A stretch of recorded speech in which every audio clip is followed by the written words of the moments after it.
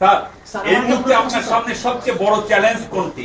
এক কথায় জানতে চাই স্যার। একতা, নিজেদের মধ্যে একতা, এটাই বড় চ্যালেঞ্জ। একতা হলে সবকিছু সম্ভব।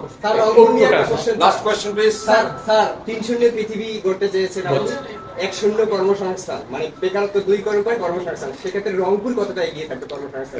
সবাই এগিয়ে থাকবে। আমি কর্মসংস্থান সরকার করে দেবে এটার কথা বলতেছি না তো। আমার কথাটা হলো আমরা চাকরি চাই না, আমরা চাকরি প্রার্থী নই, আমরা চাকরির দাতা।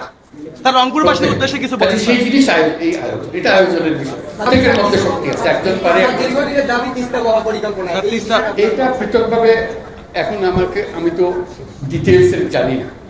রংপুরে যখন আসতাম তখন অনেক কথা জানতাম, বহুবার এসেছি, বহুবার গেছি।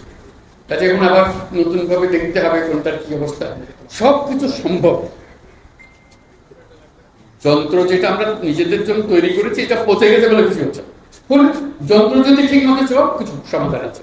যাতে এখন আমরা যন্ত্রটা ঠিক করি, হলে কাজ করতে থাকবে। ঘড়ি ঘন্টা বাঁচবে যখন ঘড়ি চলে না, অচল ঘড়ি নিয়ে আমি কি করবো? এটা নিয়ে যত কান্নাকাটি করার কিছু করতে পারছি না। যন্ত্রটা ঠিক করার জন্য এটাই হলো মুহূর্ত। সেখানে আপনাদের ভূমিকা খুব গুরুত্বপূর্ণ।